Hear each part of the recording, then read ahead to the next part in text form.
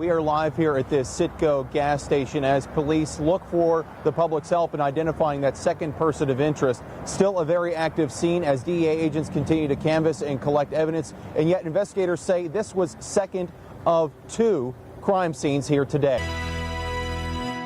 Good evening. I'm David Singer in for Dan Lamparello. We begin tonight's broadcast with a look ahead at a murder trial that starts tomorrow. Time for Ask the Mayor. Portland Mayor Ethan Strimling joins us today in studio to talk about the issues important to you. Welcome, Mayor Strimling. Thanks for being with us here. Some major breaking news happening right now. Scarborough police confirm a shooting outside of the Walmart in town. Yeah, we do have CBS 13's David Singer live on the scene. We want to go back to David right now. And I know, David, you've been speaking with people there over the last few minutes. What do we know?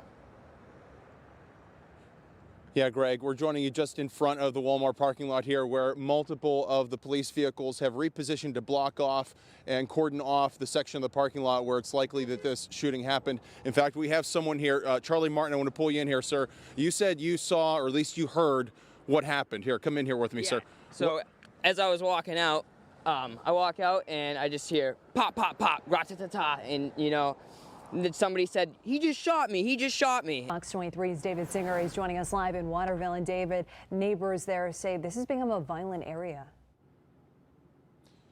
Yeah, Jen, we're joining you live from the intersection of Summer and Gold Streets, where we did speak to some of the neighbors. The scene here right behind us has been closed off since around 3:30 when police say the shooting happened. State police investigators are still here on scene trying to figure out what led to a 7-year-old girl getting shot. When exploring the rural parts of Brooke County, West Virginia, it can feel like you've stumbled back in time in post-colonial frontier America. Well, when we are exploring the reaches of the 911 county mapping system, we stumbled across a genuine relic. The Portland Jetport, like most airports in the U.S. today, expected to have their busiest travel day of the year. 3,700 passengers expected to descend this escalator, and awaiting them at the bottom, emotional reunions with friends and family.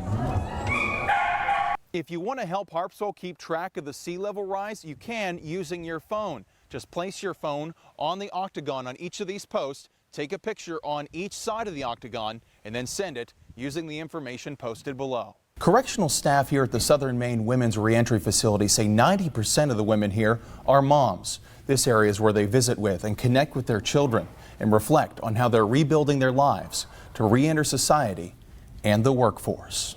Not a lot of people want to hire felons, especially someone who has thefts and burglaries. The safest and best precaution you could perhaps do tonight is to park your vehicle either in a garage or out of the way of the branches. Let's show you where we are tonight in Kennebunk. We're about 18 miles from the edge of this system right now.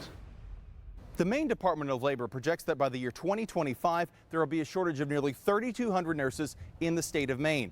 The new nursing school here on the campus of UNE hopes to close the gap on that shortage. Let's call a spade a spade. When you pick up a product that says made in America, it's likely to be more expensive than its competitors made overseas. Manufacturers and retailers like to tout that added cost as added value. So, as the White House digs into making America week this week, we're asking the question, what's it cost to be made in America? As far as we can tell, no earthquakes have been recorded here in Harrison County. But look at this road. It looks like one just tore through the asphalt. This is May School Road in Washington Township. One mother of 8 reached out to us and said she's been reaching out to local officials to get it fixed, to no avail. Now she's saying that this broken road is disrupting her life. Senator Joe Manchin is an incumbent largely thanks to his status as a blue dog Democrat, sometimes breaking away from his party and voting across the aisle. Expect this Senate race to be a referendum on that, as well as his record and relationship with President Trump. Rich, Jennifer, thank you and good evening. We are on Linden Avenue in Steubenville outside an abandoned home. This home was given to Whitehawk Industries to knock down. Well, the Jefferson County Land Bank is going to have to find another contractor to knock down this home because of the mishandled work that they handled in Bergholz and Steubenville. Whitehawk Industries knocked down a home in Bergholz that had asbestos in it. They did not remove or abate that toxic chemical, and then in their home demolition project in Steubenville, that home was knocked into yet another home, knocking out its power. But this whole situation was brought to us by a tip, a worker who said he was not getting paid.